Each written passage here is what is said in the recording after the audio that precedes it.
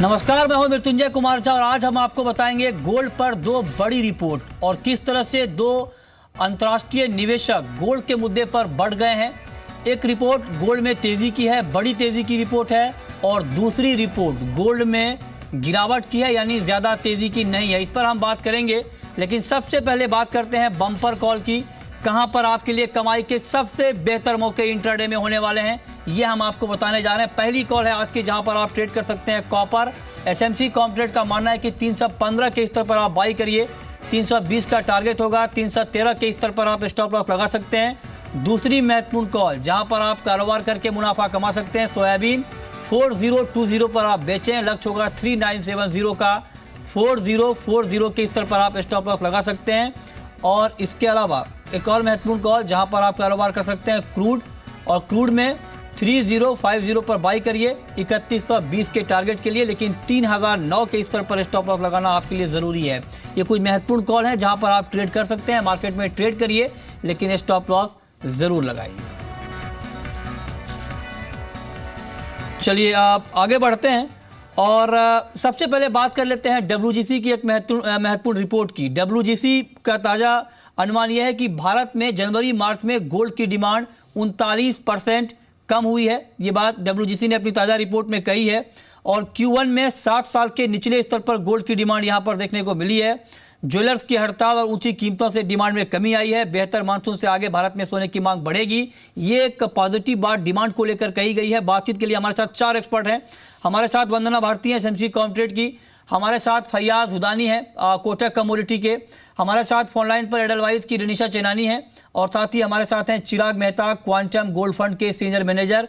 आप तमाम मेहमानों का बहुत बहुत स्वागत है कार्यक्रम में। सबसे पहला सवाल वंदना भारती आपसे, गोल्ड डिमांड पर जो ये ताज़ा रिपोर्ट आई है, इसके ऊपर आपका कमेंट क्या होगा? डिमांड में काफ़ी कमी आई है, क्या आपको लगता है कि आगे इंप्रूवमेंट की संभावना है?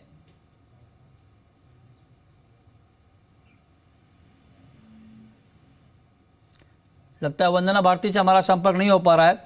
चिराग मेहता, आपका कमेंट क्या है? गोल्ड डिमांड में तेज गिरावट आई है, लेकिन आगे के लिए WGC ने कहा है कि अच्छे मानसून से डिमांड बढ़ सकती है, आपका कमेंट?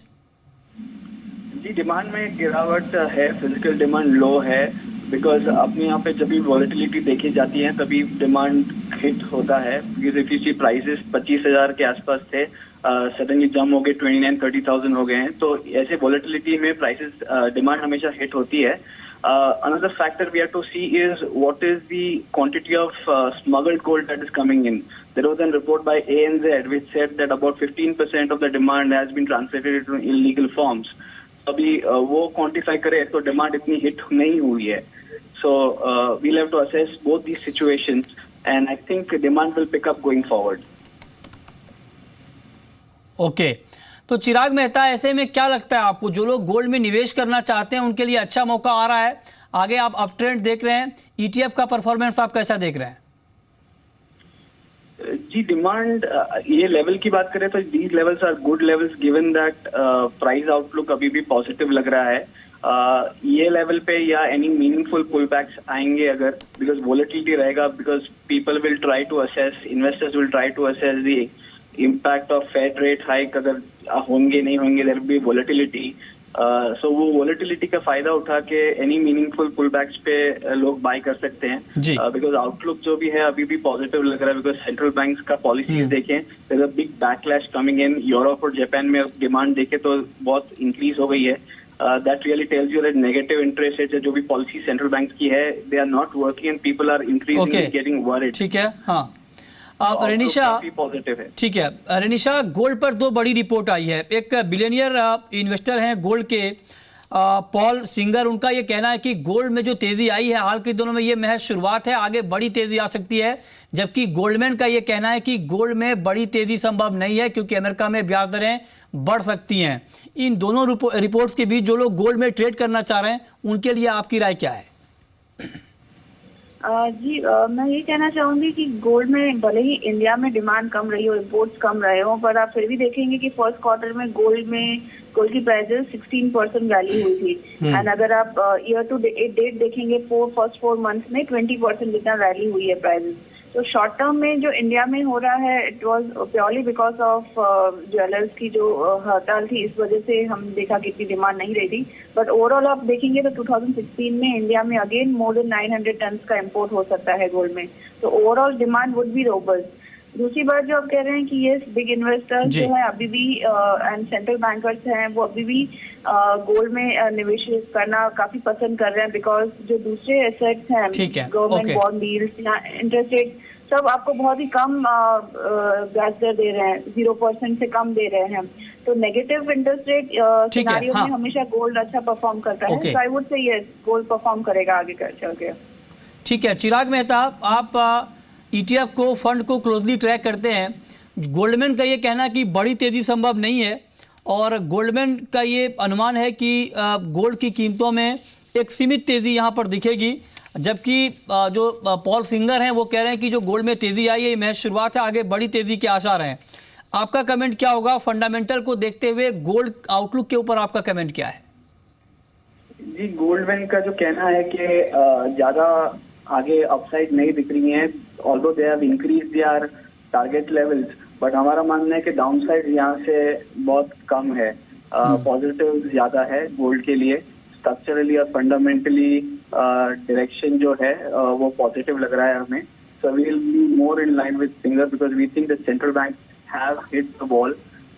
जो अभी एक्सपेरिमेंटेशन वो कर रहे हैं with negative rates are very very negative for the economy and people are not perceiving that in a good way.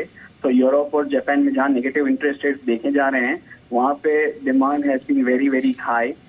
That really tells you that people are coming to gold in light of these central bank policies.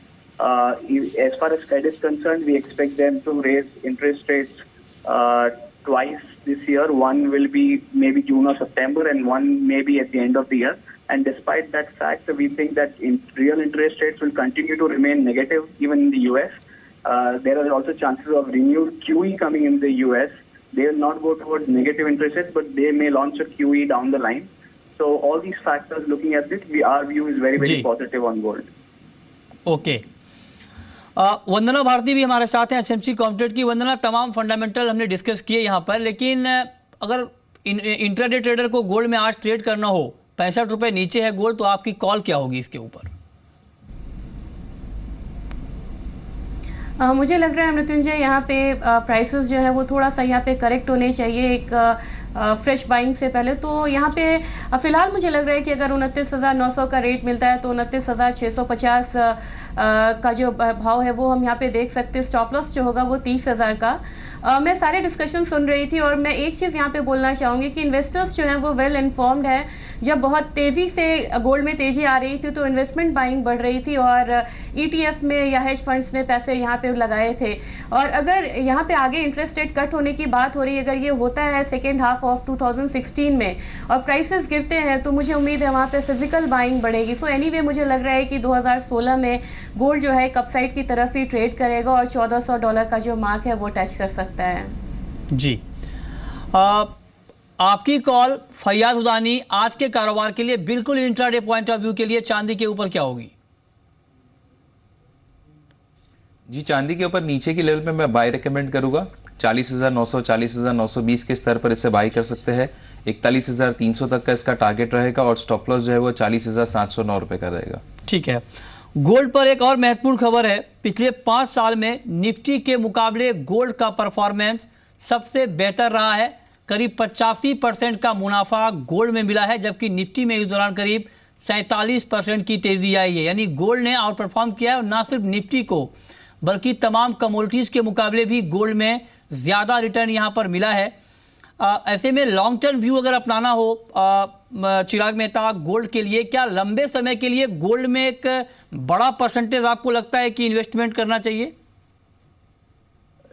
ये बारे में हमने एक study की थी from 1990 till 2015 और जो हमारे सामने आंकड़े आए हैं उसके हिसाब से ये दिखता है कि 10 से 15% आप गोल्ड में इन्वेस्टमेंट रखते हैं तो आपको पोर्टफोलियो को बहुत फायदा होता है। Invest can remain in equities. तो 10 से 15% तक अगर देखें तो आपके रिटर्न्स बढ़ते हैं और आपका स्टैंडर्ड डिविएशन रिस्क जो है वो कम होता है।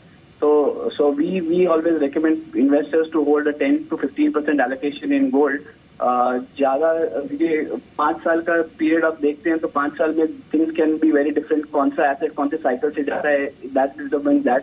बट अगर लॉन्ग टर्म होलिस्टिक स्टडी करें तो यही सामने आता है कि 10 to 15% allocation to gold is very very important for one's portfolio. So we'll always recommend an allocation to portfolio at all points of time and in the range of 10 to 15%. Okay, वक्त है. बहुत बहुत शुक्रिया आपका चिराग, और रेनिशा आपका भी. बात करते हैं कच्चे तेल की. और क्रूड अंतर्राष्ट्रीय बाजार में 6 महीने की ऊंचाई पर है, क्योंकि अमेरिकी ऊर्जा विभाग की रिपोर्ट है जिसमें यह कहा गया कि पिछले हफ्ते अमेरिका में क्रूड का स्टॉक 34 लाख बैरल घटा है.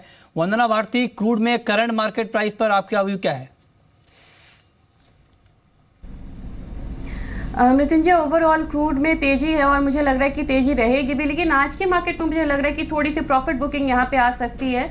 और फंडामेंटल्स इसके अभी भी बुलिश है, और डॉलर इंडेक्स में मुझे लग रहा है कि जिस तरीके से स्ट्रेंथ आया तो उसका थोड़ा सा यहाँ पे करेक्शन जो है क्रूड में देखने को मिल सकता है. मुझे लग रहा है कि 3135 पे सेलिंग करना चाहिए, 3080 का यहाँ पे टारगेट रखना चाहिए, और 3155 का स्टॉप लॉस लगा के चलना चाहिए.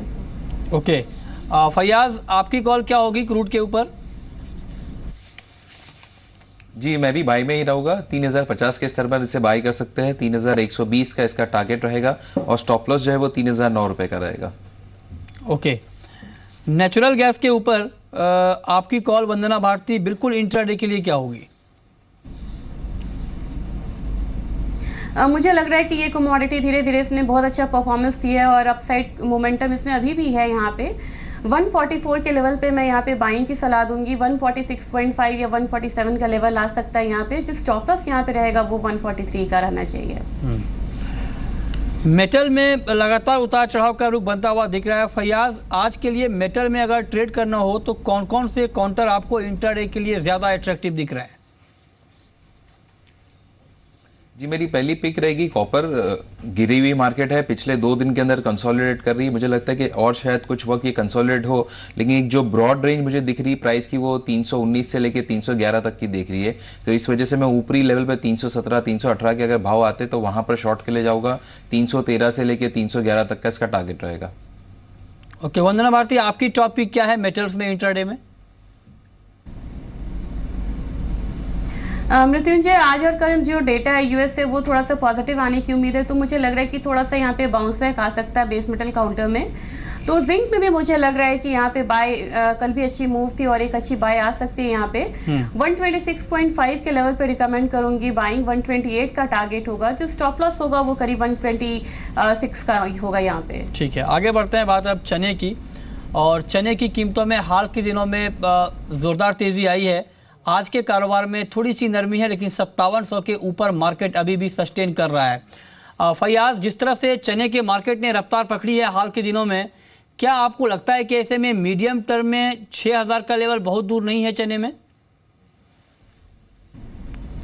जी देखिए, तकरीबन 5700 के आसपास चल रहे. 6000 यानी सिर्फ 300 रुपये होते हैं. एक दिन या एक सर्किट वाली ही बात हो जाती है, तो काफी दूर तो नहीं है मेरे हिसाब से. इंपॉर्टेंट फैक्टर समझने वाली बात यह है कि स्पॉट भी काफी हद तक सपोर्टिव है. स्पॉट जो आज कल का जो स्पॉट था वो तकरीबन 5800 के ऊपर चल रहा था, और फ्यूचर्स जो है वो नीचे चल रहा था. इस वजह से फ्यूचर्स जो है वो सपोर्टिव ही रहेगा. नो डाउट एक्सटर्नल फैक्टर्स की वजह से हम बहुत ज्यादा हाई वॉल्यूम नहीं देख रहे, ओपन इंटरेस्ट के अंदर बहुत सारा चेंजेस नहीं देख रहे, लेकिन ये थोड़ी थोड़ी करते हुए भी मुझे लगता है कि ऊपरी की तरफ ही इसका रुझान रहेगा. ठीक है, ठीक है. लेकिन इंट्राडे में अगर ट्रेड करना हो चने में वंदना, तो करंट मार्केट प्राइस के आसपास क्या करना चाहिए? मुझे लगता है कि थोड़ा करेक्शन पे यहाँ पे बाइंग करनी चाहिए अगर किसी को शॉर्ट टर्म बाइंग करनी हो. और इंट्राडे में मुझे लग रहा है कि 5700 का लेवल अगर आता है तो वहाँ पे सेलिंग करे. 5550 का यहाँ पे टारगेट होगा. जो स्टॉप लॉस होगा वो 5760 का होगा. ओके, आगे बढ़ते हैं. बात कर लेते हैं अब मस्टर्ड और सोयाबीन की. सोयाबीन और मस्टर्ड के ऊपर वंदना भारती आपकी कॉल इंट्राडे के लिए क्या होगी? इस काउंटर में कल ज़ोरदार तेज़ी आई थी, क्योंकि यूएसडीए की रिपोर्ट में सोयाबीन का जो स्टॉक है वो कम बताया गया था, उसका इम्पैक्ट दिखा था. लेकिन अब मार्केट कहीं ना कहीं अब वो तेज़ी गंवा चुका है, दायरे में फंस चुका है. अब आपकी कॉल सोयाबीन और मस्टर्ड के ऊपर क्या होगी? मृत्युंजय, पहली बात ये कि थोड़ा सा जो इंटरनेशनल मार्केट है उससे कभी कभी हमारा जो डोमेस्टिक मार्केट है वो डिकपल हो जाता है. वहाँ पे इंटरनेशनल मार्केट में तेज़ी अभी भी बनी हुई है, लेकिन हमारे मार्केट में करेक्शन, और मुझे लग रहा है कि दोनों ही कमोडिटी चाहे सोयाबीन हो या मस्टर्ड हो, यहाँ पे करेक्शन अभी ड्यू है और इंट्राडे में भी मुझे लग रहा है कि करेक्शन आना चाहिए। अगर बात सोयाबीन की हो तो 4020 के लेवल पे यहाँ पे सेलिंग करके 3970 का यहाँ पे टारगेट रखना चाहिए। जो स्टॉप लॉस बनेगा वो 4040 का होगा। दूसरी कमोडिटी सोयाबीन मस्टर्ड में भी मुझे लग रहा है कि यहाँ पे एक बार सेलिंग करना चाहिए। 4435 के लेवल पे सेलिंग करें, 4390 का यहाँ पे टारगेट बनेगा और जो स्टॉप लॉस यहाँ पे बनेगा वो होगा 4455 का। मसालों में दो हॉट कमोडिटी है, टर्मरिक और जीरा। इन दोनों काउंटर पर फैयाज आज के लिए आपकी राय क्या है? जी पहले तो टर्मरिक में मेरी राय सेल की रहेगी। 8250 8275 के भाव अगर जून के लिए मिलते तो वहां पर इसे शॉर्ट कर सकते हैं। 8100 से लेकर 8000 तक का इसका टारगेट रहेगा और स्टॉप लॉस जो है वो 8331 रुपए का रहेगा। और जहां तक दूसरी कमोडिटी की बात है, जीरा के अंदर मुझे लगता है कि ऊपरी स्तर पर मैं एक बार सेल साइड पर रहना रिकमेंड करूंगा। 16980 17,000 के अगर स्तर मिलते तो वहां पर बेचकर चल सकते हैं जून कॉन्ट्रैक्ट इंडेक्स पर। इसका टारगेट जो है वो तकरीबन 16,750 का रहेगा और स्टॉप लॉस जो है वो 17,102 रुपए का रहेगा। ओके, और अब वक्त है रैपिड फायर राउंड का।